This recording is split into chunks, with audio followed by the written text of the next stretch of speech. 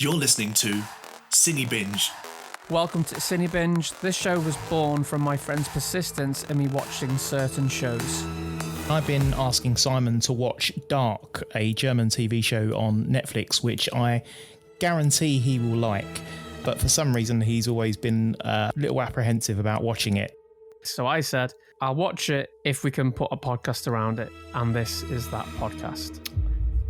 Welcome to CINEBINGE. My name's Simon and I'm joined by Andrew. This is the show where we watch TV shows that one of us has seen and the other hasn't. We got the first podcast out last week. It went quite well. I'm actually surprised it got out there so quick, so it's available on Spotify and iTunes. We're on episode 2. I've got no idea what's going on. That's where Andrew's going to come in. Enjoy the show. So let's set some ground rules then. Every episode, we are going to be talking about what's going on. Simon's going to theorise a little bit about what's happening, what he thinks might be happening. And we're definitely not going to be talking about anything that's happened in future episodes. So as long as you've seen episode 2, then this podcast will be fine to listen to. So episode 2 is called Lies. Given the first episode was called Secrets, now we have the Lies. What are your thoughts on the first episode? I really enjoyed it, actually. Considering not a lot of stuff happened, but we'll get into that. I'm enjoying the tone and the pace of the show. Love how it looks. It's starting to get me intrigued, and it's starting to get me more intrigued and more invested, but I'm not fully invested just yet. That's fair enough. I mean, this episode is probably, I'd say, the weakest one of this season for that very reason. It takes a little bit of time to get going. It's still introducing some of the characters and still throwing out a lot of questions. But I think the audience should be made aware that you have a confession, a secret of your own that you want to reveal. A secret of my own. Yes. I am very, very worried about this. This is not on script. What is this shit? I knew that would throw you. Yeah, so after we spoke in the last episode about why you should definitely avoid the dubbed version and only watch the subtitled version with the German original audio, Simon, what happened?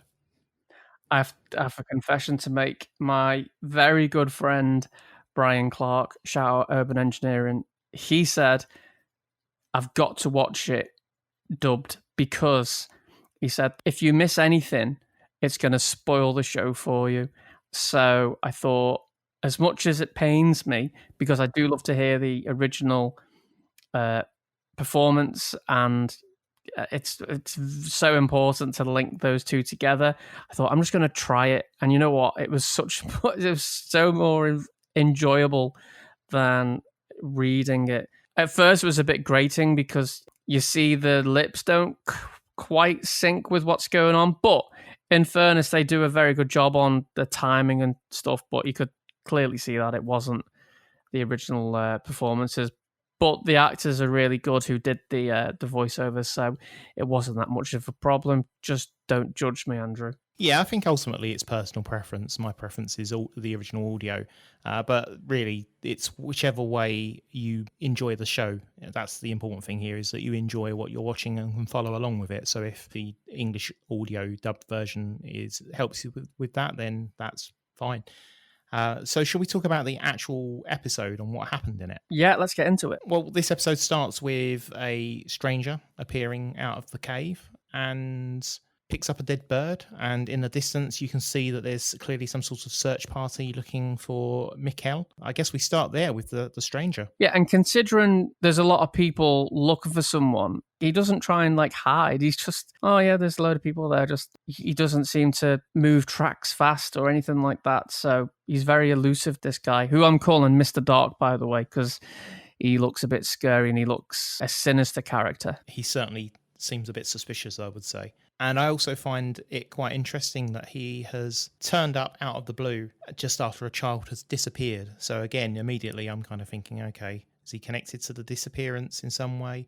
It's interesting how in the last episode they talked about things repeating and so on.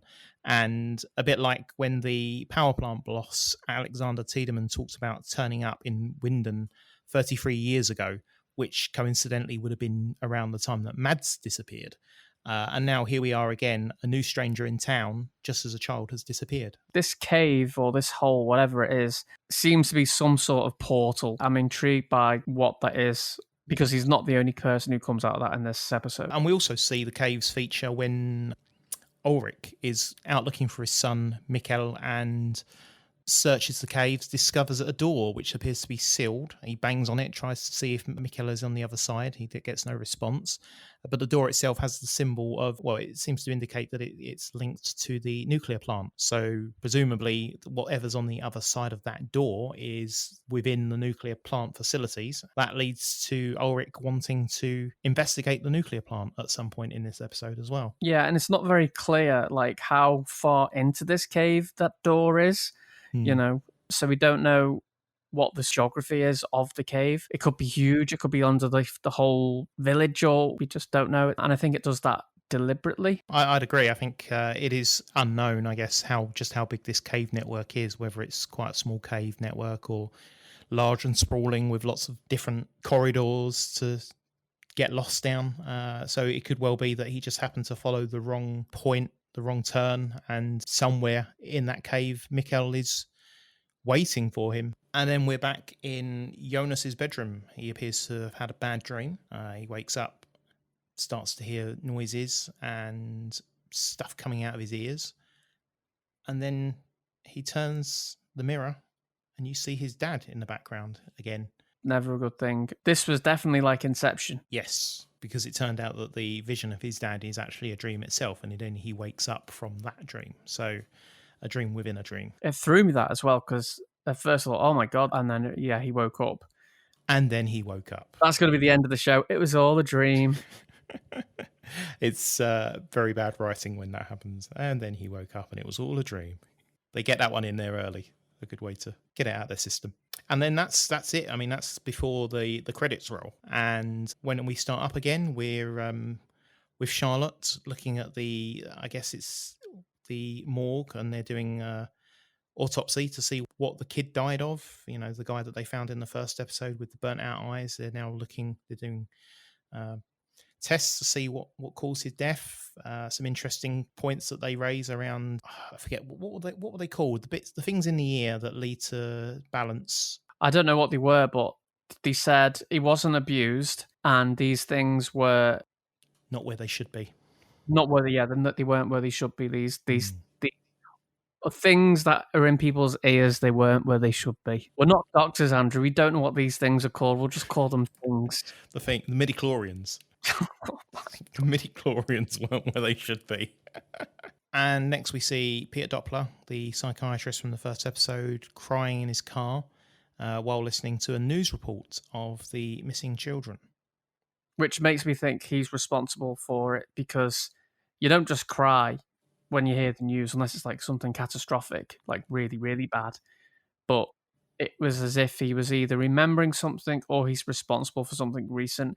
And why would he be sat in a car? Which makes me think he's done something recently and he's regretful about it. Well, that would certainly tie in with what happened in the first episode, where he wanted to talk to his wife about something. So clearly something is playing on his mind at the moment, and he's a very emotional chap. So yeah, there's something odd going on there that we don't know about yet. I like him though. He seems an interesting character. Like, even though he's crying and we think he might have done something bad, he seems quite an empathetic character. Well, you would hope that from a psychiatrist, wouldn't you? You imagine a psychiatrist who isn't empathetic. You want to meet mine? I don't have a psychiatrist. Andrew's my psychiatrist. Actually, that's how we met. Yes. This is costing me a fortune. Yeah, it helps to talk about it. Yeah, he's regretful, he's remorseful, he's done something, and fairly recently as well, I think, because he's listening to the news and he had this guilty vibe about him. Either that, or he's remembering something from his past and he's got bad memories. Perhaps he's remembering what happened back 33 years ago when Mads disappeared. Yeah, we just don't know at this stage. Who is Mads? Because you've referenced him a few times now, and I am not knowledgeable, but is that being referenced already? Mads is Ulrich's brother, the one who had disappeared 33 years ago. They mention, obviously, Ulrich mentions him. Ulrich's parents mention him in this episode when Jana's talking to Ulrich's dad and saying, it's just like when Mads disappeared. So yeah, he's mentioned a few times. History is repeating itself. It does appear to be, yes, and in what way we don't yet know. How devastating must it be for Ulrich right now, losing your younger brother when you were a kid, and now 33 years later you're losing your own child? And how would the grandparents be thinking right now, because they lost their boy 33 years ago, and now their grandson is disappearing? So whatever happening, is it really tightly tied to just their family? It seems to be. I say that, but then we also know that Eric Oberman's disappeared recently as well. So it doesn't seem like it's specific to just their family, some sort of curse, around their family. If it wasn't for the fact that Eric Oberman had previously disappeared earlier on, then yeah, you'd be looking at it and going, oh, there's some sort of family curse going on there. But as it stands, we don't necessarily think that's just relevant, except just bad timing, unfortunate coincidences. There's definitely some funny business going on, that's for sure. And particularly what makes it worse is that you've got Ulrich's dad, who I think they mentioned in episode 1, but this is the first time that we see him. And the first thing we see him doing is acting very suspiciously. He has something on his sleeve, which he tries to wipe off. I don't know if it's blood or dirt or something. And he tries to wipe his sleeve off and then throws it in the wash.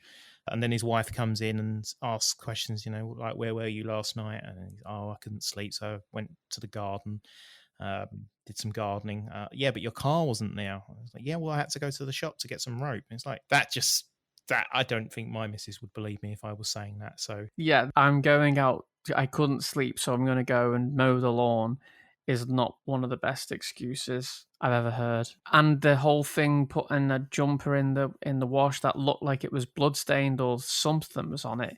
There was something that wasn't quite right with that, I'm afraid.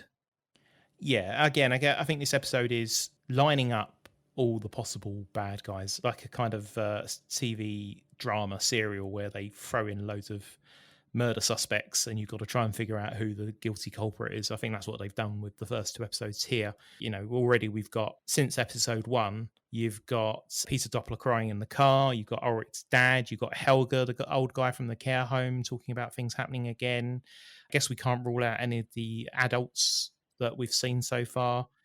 Ulrich could Exactly. Ulrich could be involved in some way. It could be someone in the police station. It's kind of, at this stage, it feels just like a procedural drama, really, doesn't it? I think it comes across as kind of been a kidnapping, and now we're trying to figure out who it is that's done it. Whether that's an individual or whether there's kind of more to it than that. Maybe there's a group of people operating in the area. Yeah, we just don't know. Obviously, the strangers turned up in this episode. Are they responsible? So they're throwing a few people out there. You've also got the guy who works the power plant boss, Alexander Tiedemann. He's doesn't seem like a very pleasant chap, asking Jürgen Obermann, Eric's dad, to do some sort of job to clean something up, to get rid of something, and Jürgen's not keen because he thinks the police are keeping an eye on him, which is not surprising, really. Police would obviously, if a child went missing, they would be paying quite close attention to family members. That tends to be one of their first one of their first port of calls. There's something definitely going on with what's that character's name again? Alexander Tiedemann, the power plant boss owner. I don't trust him. I don't trust a lot of them, but as we said, it's setting up a lot of red herrings as well to throw you completely off what's going on. It is typical kind of procedural drama, isn't it? You set up a load of villains and you've got to try and guess who done it. And I think that's really what this is going for. The first 2 episodes is very heavily that, but plus a bunch of other questions around generally what the hell is going on. Just answer yes or no. God, I sound like a journalist. Is Dark a whodunit? No. It's a when done it. What else have we seen in this episode then? So we've met Ulrich's dad, who looks a bit suspicious. We also see another hooded figure come out of the cave. We don't know if that's the same guy that we saw earlier who's just revisited the cave, or whether it's a completely new character. We just don't know at this stage. We also see a stranger, or Mr. Dark as you've christened him, going to the local hotel. Regina Tiedemann is very happy to see a guest come and stay at the hotel because, as we found out in the first episode, the hotel seems to be struggling financially. I don't quite get why you would, as a guest, be turning up out of the blue like that in a hotel without pre-booking. Surely he would have got a better discount if he had done that in advance. And if he has time traveled, then, and he's only just time traveled, or he's come from that cave or whatever, how's he got money to pay for the hotel? That's a good question. Yes. Does he have money? Did we see him pay for it? And the lady, I presume she's the owner of the hotel that's working at behind the desk. You know, she doesn't ask him many questions like, where have you been? Why are you dressed like you've just killed someone? Yeah, a stranger turns up on a few days after a child disappears. You're going to be wondering what's going on there. Is he a journalist in town covering the story? Is he helping with the search? I think you'd be asking more questions than she did, that's for sure. Unless he isn't a stranger to her and she knows him already. And staying with the hotel then, I guess Stranger goes to his room. He has room 8. The camera does seem to linger on that door to make sure we are very much aware that it is room 8. Is that significant? But certainly what happens inside the room, I think, is probably significant, because we see that he has a lot of notes and drawings and pictures on the wall. We have a book that appears to be about time, which I guess is going to be quite relevant here, because the show does seem to be kind of firming up. Yes, this show is about time in this episode, whereas in the first episode I was kind of on the fence. Is it about time? Is it about just like a repeating curse that happens every 33 years? But I think now we're starting to get to a point where, I think it's fairly clear that we're dealing with time here. My question, and you don't have to answer it, but I'd like you to. Is it based between just the 80s and 2019 when it's set, or are we looking at many, many different time zones in this TV series? You're not going to answer that, are you? I'm not going to answer that, because I think that would give too much away later. Okay. Having watched episode 1 again and again and again, I think the quotes that they introduced right at the very start of episode 1, in hindsight, does actually give the game away quite clearly that this is all about time. It isn't just like random curse. It isn't just the curse of a family happening every 33 years in that town because the town is cursed. It is clearly something related to time. And I think episode 1, when on repeated viewing, if you're paying attention to the quotes at the start, it does actually kind of say that up front. It wasn't until this episode where I kind of realized that that's what they were getting at. So is this a show where you're watching it, when you're rewatching it, you go, it was so obvious. I can't believe I didn't pick up that was the thing that is the main thing? Or, like in how, spoiler alert for Fight Club, how Fight Club is so, when you watch it the second time, it's obvious what's going on, or The Sixth Sense. Do you know what I mean? It's when you rewatch it, you go, how did I not pick up on that? This is the sort of show where I think you could easily do a podcast around this, watching all 3 seasons, and then going back to the original first season again and rewatching it and talking about the same episodes we've already talked about, but you'd be able to talk about them in a different way, because you would see things that you didn't see the first time round, that all these little insignificant moments that have happened in these episodes that you kind of feel at the moment is probably inconsequential. It's just kind of setting the scene and so on. Some of that stuff actually has more importance than you realize at this stage. It takes on new meanings as you come back to it on a second watch. Not all of it, but some of it. Well, then what we'll have to do once we've finished this damn show, when we've finished this show, we'll have to do like a series recap that is just full of spoilers and everything. I'd say so, because there's stuff that's happening in these episodes that I'm rewatching now, and I know I want to tell you about them and go, oh, did you notice that connection there and this happening over here and what that meant for this, and I can't tell you any of these things because it'll obviously spoil it. So I look forward to the moment where everything clicks into place and you've seen all of the seasons, and you can then go, oh, okay, you'll appreciate all of these episodes in a new way. Just to be clear with the whole no spoiler thing and how serious Andrew takes this show, when I was putting together the new website, sydneychill.com/cinebinge, I said, Andrew, I need some graphics, or I need some content pictures for it. I'm going to Google. And he's like, no, you don't Google anything.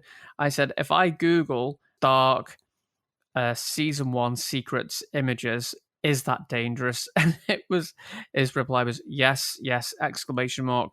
I will get it for you. So that's the level of how much Andrew doesn't want this show spoiled for me. And to be honest, I appreciate that, because there'd be people out there who don't care, and they just, they would rather you just do all the work, and they don't care if you see anything spoiled. But I'm so careful, especially now that we've got the podcast and it's out, and like we're trying to find ways to promote it and find content.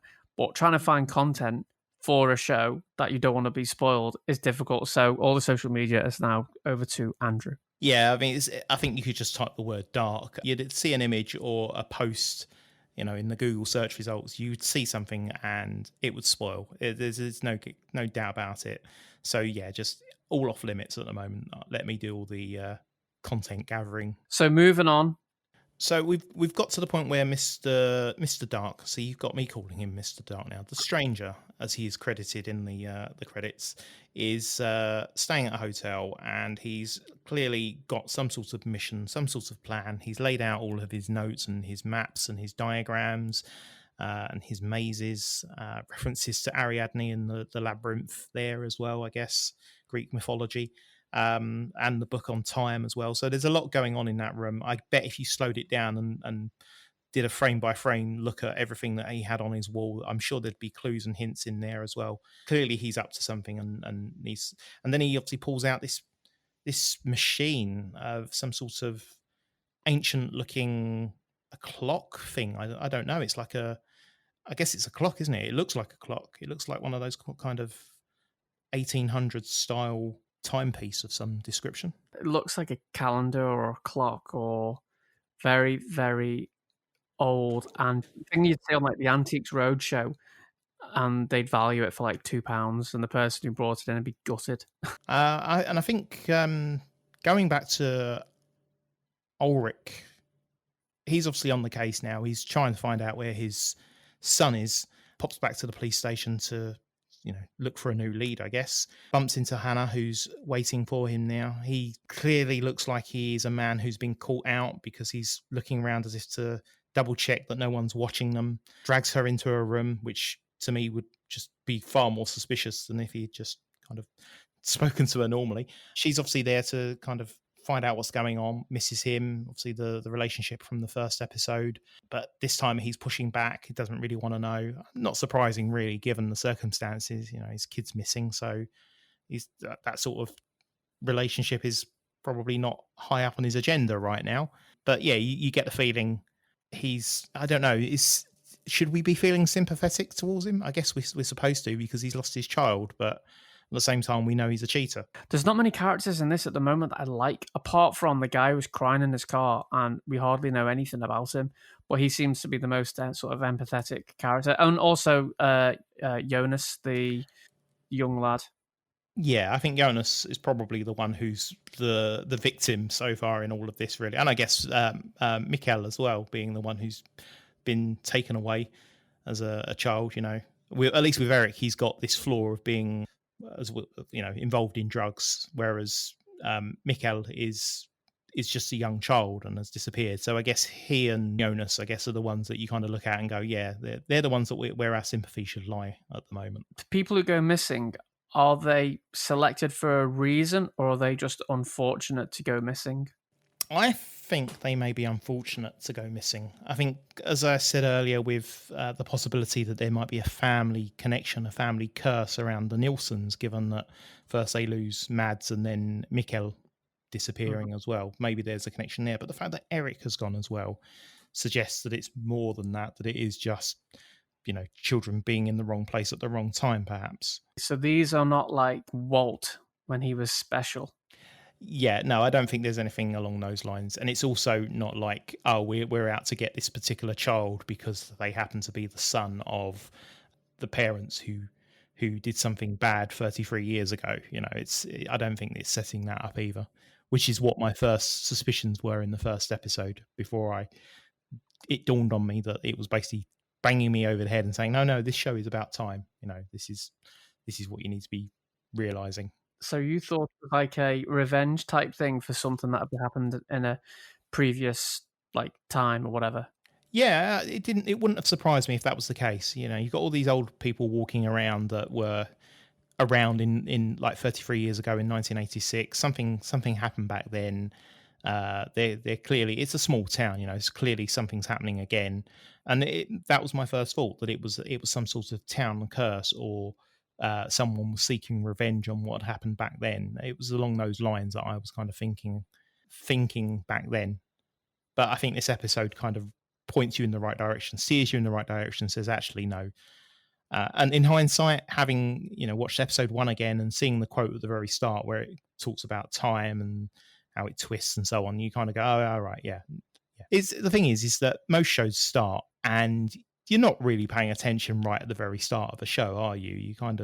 You get into it a little bit slowly, and by the time you're actually paying attention, anything that's happened in the first 5 seconds of the show, Lost, I guess the opening of Lost is an exception where it kind of starts with a bang, really, doesn't it? Whereas you're like invested right from the first second.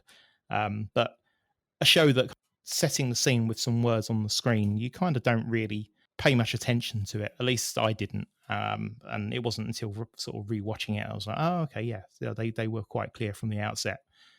Whereas it took me until episode 2 to get to it. So Jonas has visited his father's workroom, I guess, where he was painting, and also, unfortunately, the place where he hanged himself.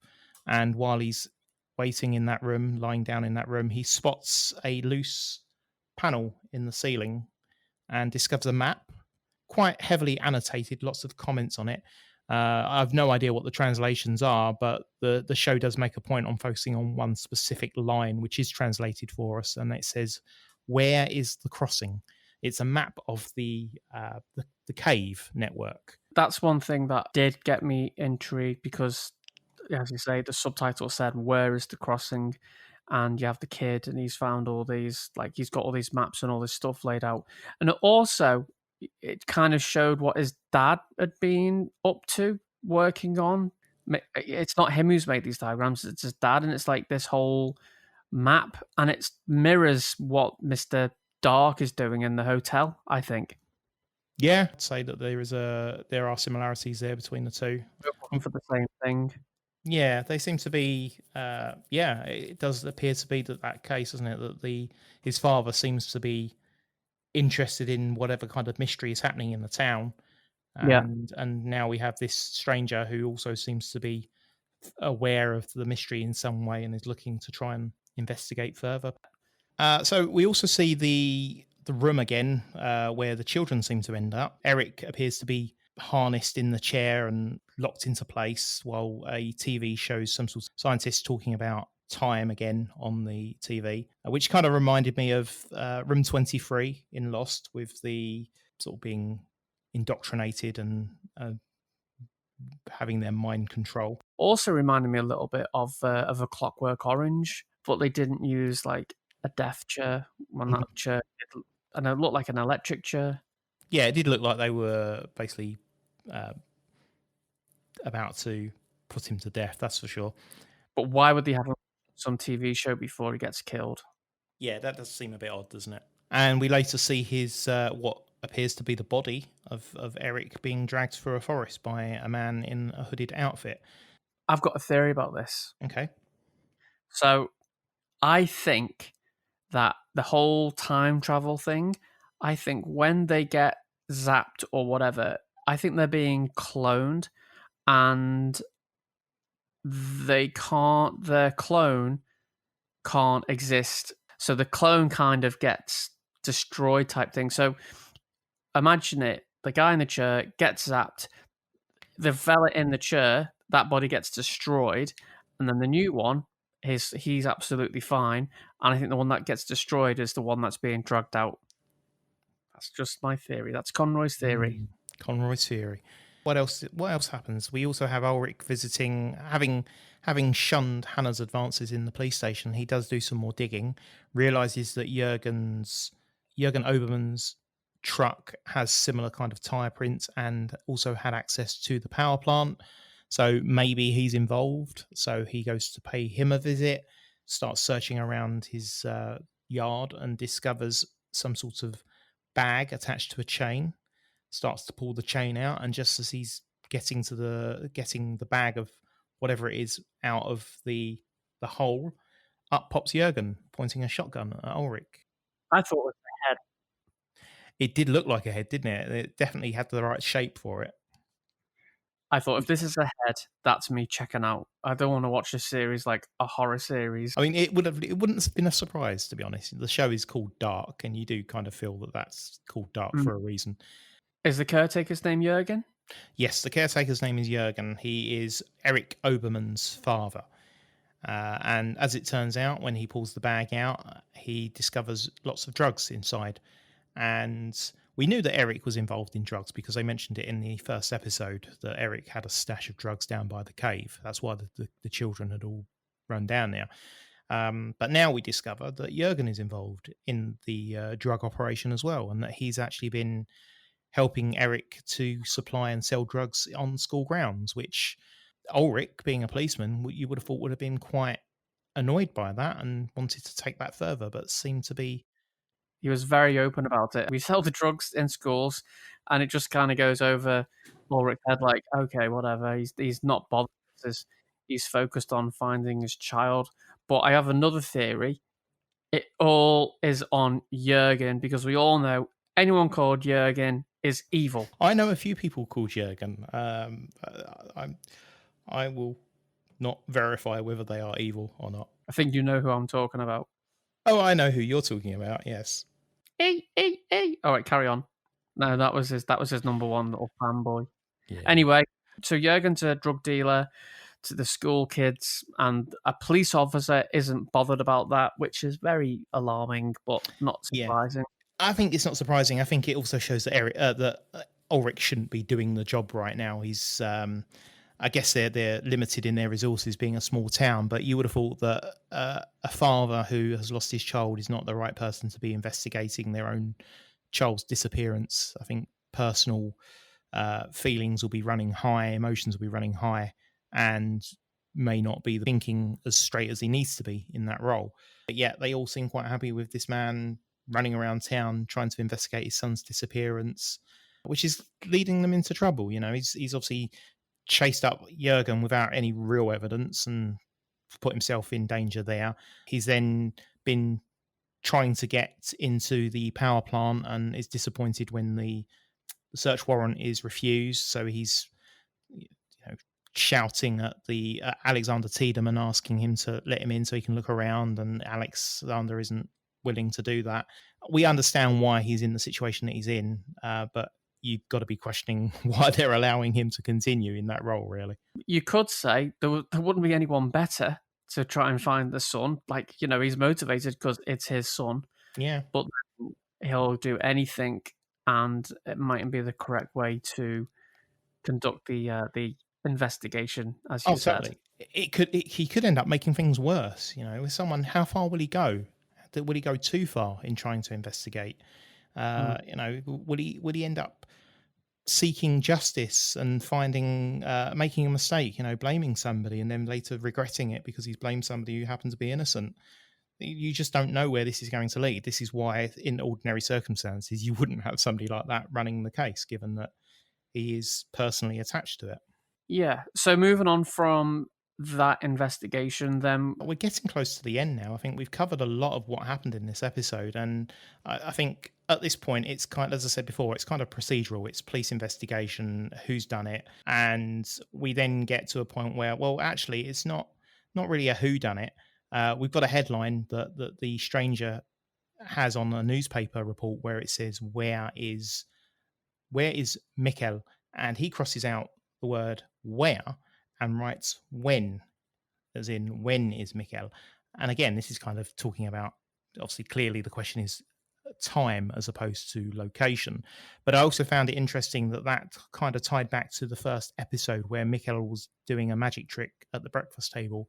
And I guess we soon find out, because from there you have the scene where there's a noise coming from the cave.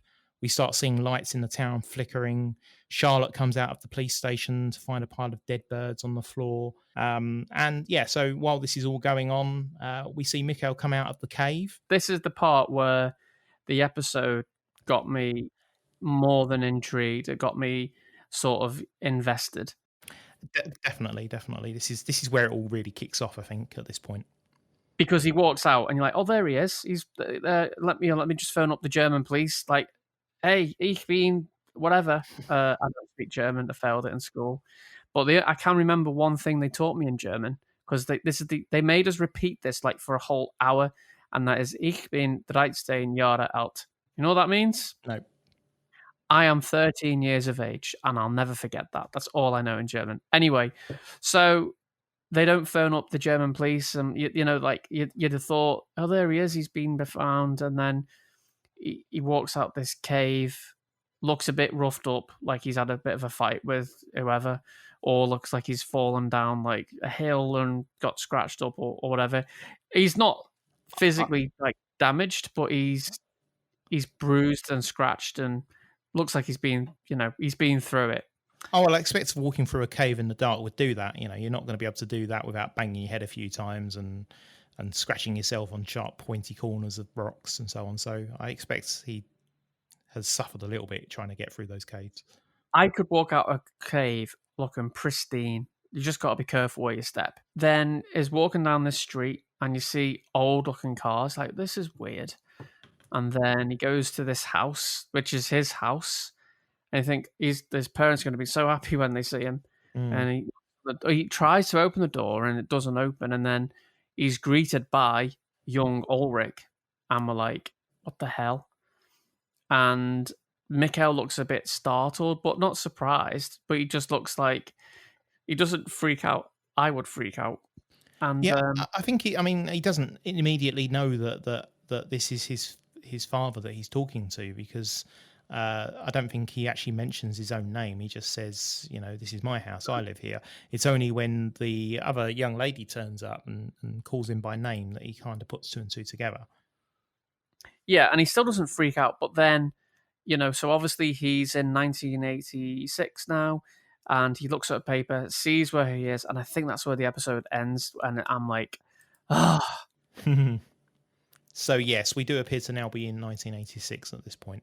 So overall, I enjoyed this episode's way of building up the questions. What I didn't enjoy was that it didn't answer literally, like, it didn't give you any payoff apart from the end when Mikhail walks out the cave and he's in 1986, which also reminded me of, do you remember the movie Flight of the Navigator? Yeah.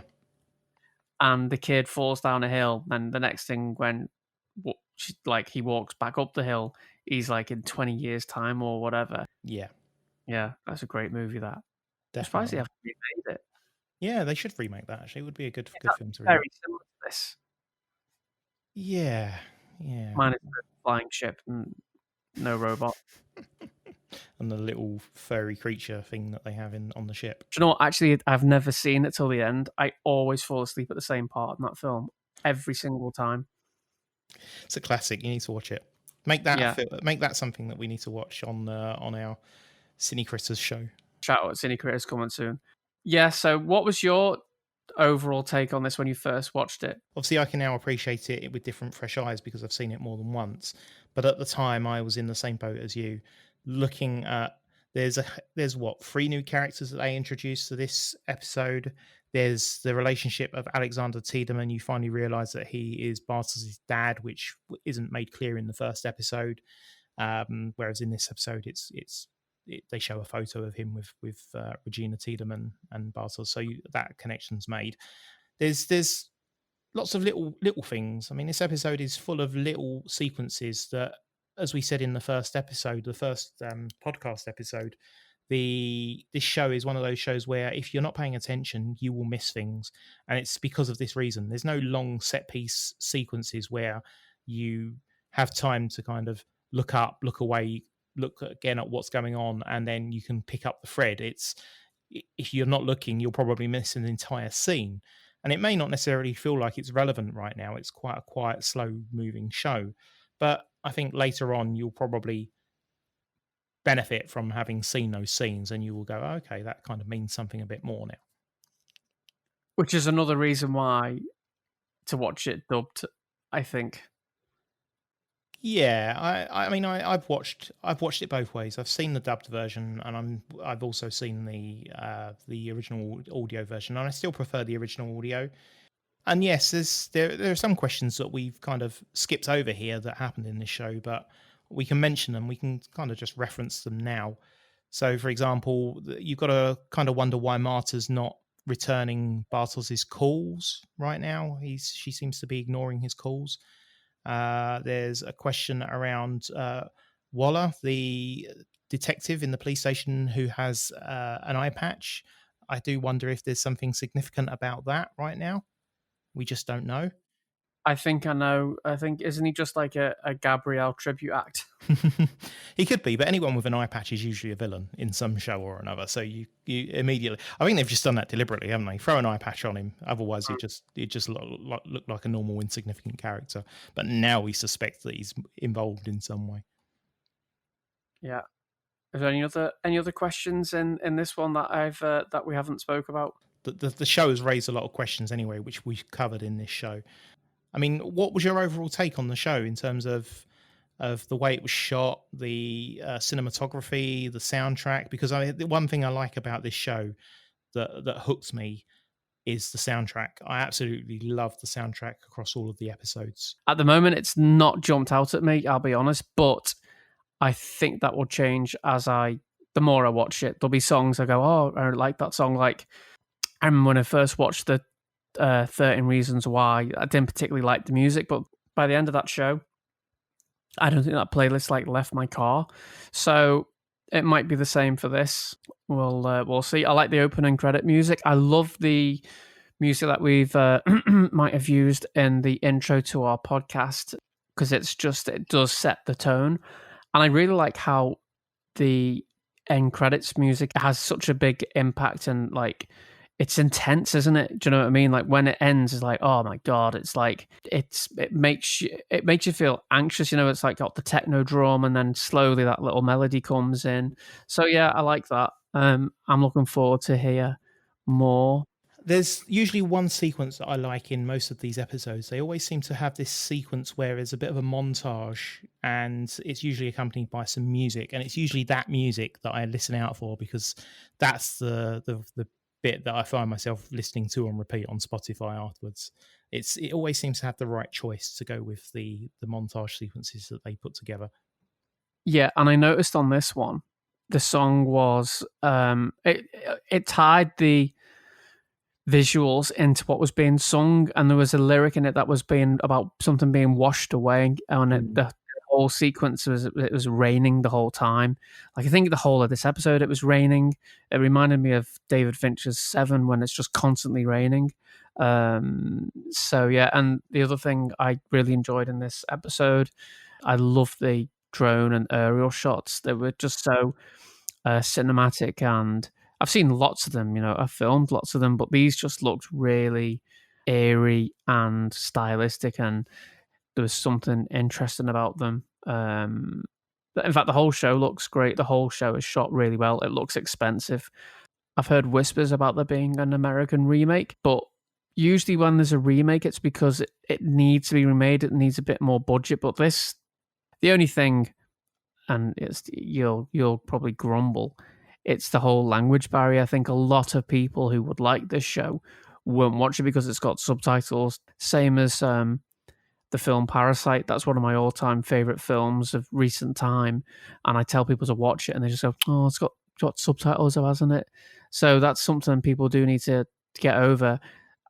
Having said that, I'm watching it dubbed. For me, it'll be the best way to watch it, because I don't want to miss anything on the screen. And I know when I was reading it, I was missing stuff and I was having to rewind it.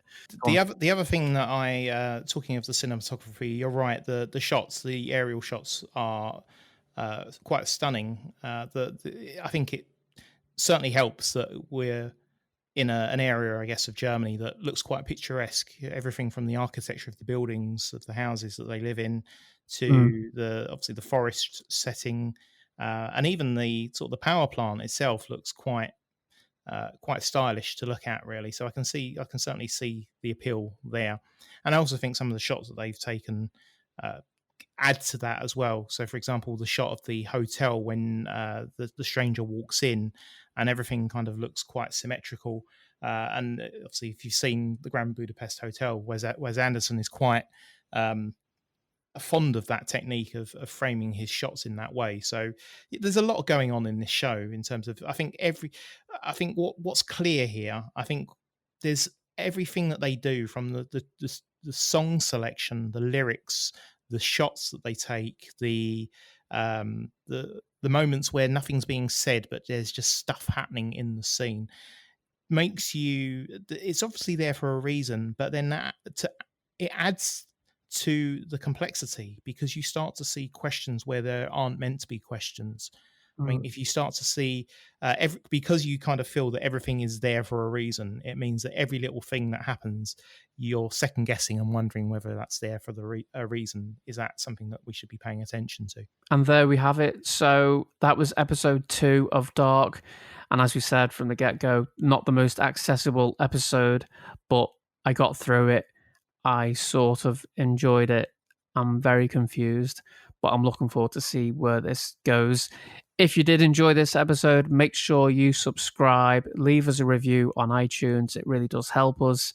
And feel free to get in touch, give us your feedback. Have we missed anything? Other things that you've seen that we haven't seen?